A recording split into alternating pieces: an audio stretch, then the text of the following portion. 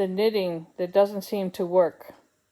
Okay, so I started working on this top, which actually has sleeves, full 3/4 length sleeves, which I'm not sure if I'm going to knit or not.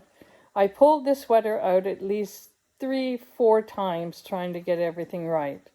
I pulled this shawl out 3-4 times. I pulled these mittens out, ripped them, frogged it twice. These ones were partially frogged twice. This is what I do to avoid making mistakes, to keep myself on track.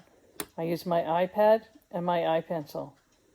And then I write notes so that if I've changed the pattern, I can go back and remember it. This is my owl that turned out. These mittens turned out first try. Now I'm into more lace pattern knitting. I'll let you know how this goes later on. Thanks for watching, everybody. See you later. Don't forget to subscribe.